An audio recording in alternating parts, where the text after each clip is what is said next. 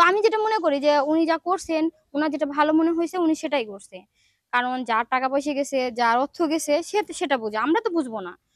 আর আপনিও তো চাইবেন না যে আপনার স্ত্রী আরেকটা ছেলেকে নিয়ে এসে পরকীয়া করুক ঘরের ভিতরে। আপনি একদিন দুই দিন দেখবেন, বারে বারে কি দেখবেন? ওই মেয়েটাকে নিয়ে সংসার করতে চাইবেন? তাহলে ও কেমনে একটা ছেলে বারে বারে একটা মেয়েকে নিয়ে আসে, তো বারে বারে ওই ছেলেটাকে নিয়ে কিভাবে সংসার করতে চায়? হয়তো এদের মধ্যে এটা নিয়ে আর কি গ্যাঞ্জাম হয়েছে। তো গ্যাঞ্জাম হওয়ার কারণে হয়তো এত দূর আগায় গেছে ওনারা। তো যেটাই আগাক, যদি উনি ভাইবা থাকেন যেটা ওনার জন্য সঠিক হয়েছে তাহলে এটা সঠিক। কারণ এটা ছেলে মেয়ে দুজনারই দোষ। দোষ কিন্তু একজনের হয় না কখনো। দোষটা দুজনারই ছিল। কারণ জুনিয়র সাকিবে যখন দেখছি যে শুটিং এর কাজ করতো, পরে শিখার সাথে দেখতাম এক ছেলে মাথায় চুল বাঁধতো, মাথা আশ্রয় দিত, খাওয়ায় দিত, তাহলে তার সাথে কি সম্পর্ক ছিল? এটা তো জুনিয়র সাকিব অনেকবার বলছে। আর জুনিয়র সাকিবে বলার পরেও দেখছি শিখা আপু অনেক কথা বলার পরে অনেক কিছু স্টার দিছে যে ওটা আমার দেবর হয়, মানে এরকম কথা বলছে, কিন্তু সত্য মিথ্যা তারা জানে, আমরা তো জানি না। তো এখন আমি মনে করি যে ওর ভুল ছিল না ওর দোষ ছিল, এটা ওদের স্বামী স্ত্রীর ব্যাপার, ওরাই জানবে, আমরাও তো দূর জানি না। তো যদি ওর ঠিক মনে হয়েছে তো ও ঠিক করছে, আর যদি ভুল মনে হয়েছে তাহলে দর্শকের কাছে ভুল মনে হবে এটা। যে কাজটা করছে জুনিয়র সাকিবের, মনে করেন জুনিয়র সাকিবের তো মেরে ফেলার মতো সমান হয়েছে, যে একবার হ্যাঁ একজন হ্যাঁ হ্যাঁ। একজন মানুষের যা হয়েছে তার তো একবার মেরে ফেলার মতন হয়ে গেছে। জি আচ্ছা জি যাই জি। হোক, আমরা এই প্রসঙ্গটা বাদ দিয়া এখন আপনারা মানে আমি যে প্রসঙ্গটা বাদ দেওয়ার আগে একটা কথা বলতেছি, যে জি। ঘটনাটা ঘটছে, শিকা আপু যে ঘটনাটা ঘটাইছে, এখন কিন্তু ফেসবুক অনেক মেয়েরা অনেক ছেলেদেরকে বা বয়ফ্রেন্ডদের কিন্তু এটাকে হুমকি দেয়, যে দেখো দুনিয়ার সাকিবের সাথে যে হয়েছে এটা কিন্তু তোমাদের সাথে হবে। আসলে এটা যে মেয়েগুলা হুমকি দেয় এটা ওরা জীবনে একটা বড় ভুল করতেছে, কারণ আমি যদি আমার ঘরের জামাইরে এই হুমকিটা দিই তো আমি কিন্তু সংসার করতে পারবো না। আর শুধু আমি হুমকিটা না, আর আপনার হচ্ছে যদি কোনো একটা ছেলে কোনো ছেলে মেয়ে প্রেম প্রেমিকা হয়ে থাকে বা প্রেমিক প্রেমিকা হতে পারে, গার্লফ্রেন্ড হতে পারে, তো তাদের ক্ষেত্রেও বলতাছি তোমরা যদি এরকম ভেবে কোনো ছেলের সাথে সম্পর্ক করো তাহলে তোমাদের জীবনে ভুল হবে। কারণ ভবিষ্যতে দেখা যাচ্ছে তোমরা মেয়েরা একা থাকবা, কোনো ছেলে পাবা না প্রেম করার জন্য, আর মেয়েরা একা থাকবা, কোনো ছেলে আসবে না তোমাদের বিয়ে করার জন্য। তো এগুলো ঠেট না দিয়ে, হুমকি না দিয়ে, ভালোবাসিয়া মনের মধ্যে সবকিছু বজায় রাইখে যদি তোমরা সংসার করতে পারো, প্রেম করতে পারো তাহলে করবা। আর যদি না পারো তাহলে করো না। ঠিক আছে? এন্ড আমার যেটা মনে হয়েছে আমি এটাই আপনাদের বলছি। আচ্ছা, আমরা টিকটকে সাম্প্রতিক সময় দেখি টিকটকে কিছু জিনিস ভাইরাল হয়, এই যে অনেক ভাইরাল হয়, যেমন ইয়ে, এই যে একটা ভিডিও দেখছিলেন, এই যে আরে আরে ভুলে গেছি তো, জান্নাত তোহার একটা ভিডিও, জান্নাত তোহার ভিডিও ভাইরাল হওয়ার পর মানে তারা ভাইরাল হওয়ার পর নিজেরাই দেখি অনেক অনেক রকম ভিডিও করে, নিজেরা ভাইরাল হওয়ার জন্য এরকম ভিডিও গুলা হ্যাঁ, হ্যাঁ। ভাইরাল করে। যে যেমন আপনার একটা মেয়ে মারা না যেয়েও দেখায় আমি মারা গেছি। হুম, এই যে একটা ভিডিও দর্শকের কাছে, মানে এটা লাইক লওয়ার জন্য অনেকে কমেন্ট করে কিভাবে মারা গেল, মানে দেখাচ্ছে আমি বিষ খাচ্ছি, আমি ফাঁস টাঙাচ্ছি, মানে এগুলো একটা ছোট ছোট কিছু ডকুমেন্টারি ভিডিও কইরা এগুলো ছাইড়া দেয়। এটা কিন্তু ভুল করে কিছু ছেলে কিছু মেয়েরা। যখন দেখেন একটা লাশের মতো একটা জিনিস রে দেখায় যে আমি একটা লাশ নিয়ে যাচ্ছি, তো একটা মেয়ের যদি লাশ হয়ে যায় ওইটা, সেই মেয়ে দ্বিতীয়বার কিভাবে ভিডিও করে?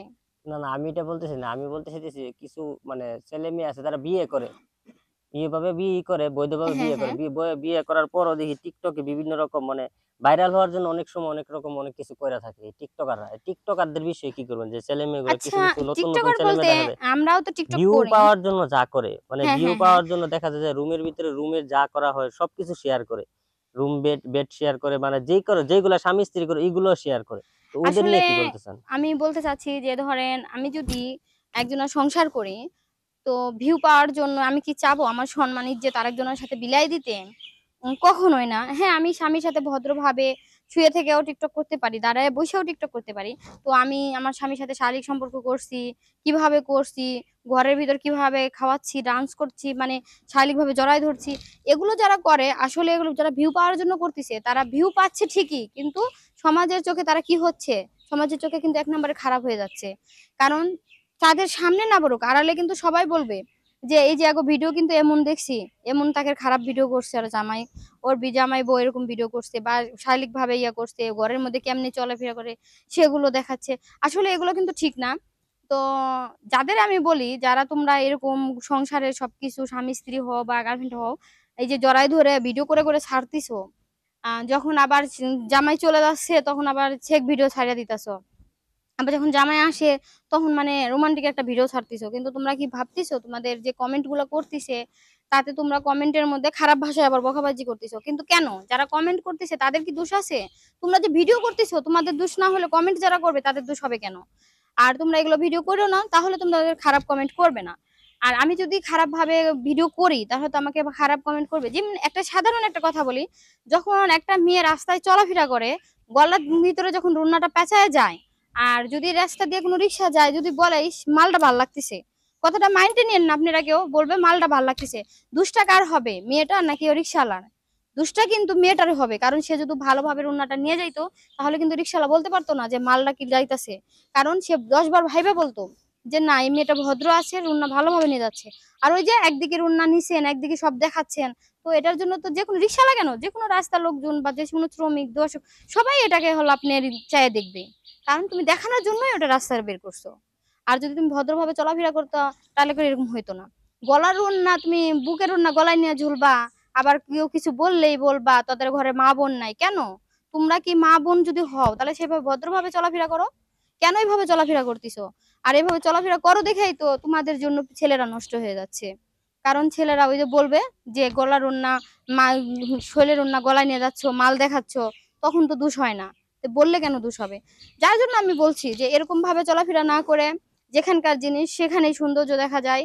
তোমরা গলায় ওড়না না দিয়ে শৈলের ওড়না দাও, আর রাস্তাঘাটে বেড়াইতে গেলে বর্গা ইউজ করো, যাতে দোষ খারাপ ছেলেদের কাছ থেকে নজর থেকে ভালো থাকতে পারবা। তো আমার যতটুকু বলার ছিল আমি এতটুকুই তোমাদের বললাম। হয়তো তোমরা বলবা কমেন্টে যে আপু আপনি কিভাবে চলাফেরা করেন। হ্যাঁ, আমি কিভাবে রাস্তায় চলাফেরা করি, আমি বোরকা পরে চলাফেরা করি। আমার ফ্যামিলি আছে বা আমার বন্ধু বান্ধব আছে, তাদের কাছে আমি সবসময় ভদ্রভাবে থাকি। ঠিক আছে? তো তোমরা যদি চাও তোমরাও এরকম, এই যে টিকটক মানে কি, শরীরের একটা সেন্ডো গেঞ্জি পরে একটা শার্ট মানে বোতাম টোতাম খুইলা ছেলেদের দেখায় দিচ্ছ। দ্বিতীয়বার যখন তুমি ওই ছেলেকে আরেকটা ছেলে তোমাকে বিয়ে করবে তখন তোমার টিকটক দেখলে কি বলবে? যে তুমি তো আগেই সবকিছু সবাই দেখাইছো, আর আমি আবার নতুন কি দেখবো? তখন কিন্তু তোমরা মুখ পাবা না। তো যার জন্য তোমাদের বলতেছি, টিকটক করো বা ফেসবুকে ছবি ছাড়ো বা ফেসবুক করো, যেটাই ভিডিও করো, খুব ভদ্রভাবে করার চেষ্টা করো, যাতে দ্বিতীয়বার কোনো ছেলে তোমাদের খারাপ কমেন্ট না করতে পারে। তো আমার কাছে যতটুকু বলার ছিল আমি অতটুকুই তোমাদের বলছি। আর যদি খারাপ নজরে দেখাও থাকো তাহলে আমাদের ভুল হলে ক্ষমা করে দিও সবাই। আর যদি ভালো মনে করো তাহলে অবশ্যই কমেন্ট করবা। আপু যে কথাগুলো বলছেন খুব গুরুত্বপূর্ণ কথা। টিকটকারদের নিয়ে যারা হচ্ছে যে নিজের ভিউ পাওয়ার জন্য দেহটারে বিলাইতে জি বা জি জি। দেহটারে দেখায়, মানুষের দেখায় বেড়ায়। তো আপনারা অবশ্যই সাবধান হবেন। আপু কথাগুলো একটা খারাপ বলে নাই, সবার ভালোর জন্যই বলছে। তো সবাই সচেতন থাকবেন। আজকের মতো এখান থেকে বিদায় নিলাম আপু। জি, ভালো আল্লাহ থাকবেন। হাফেজ।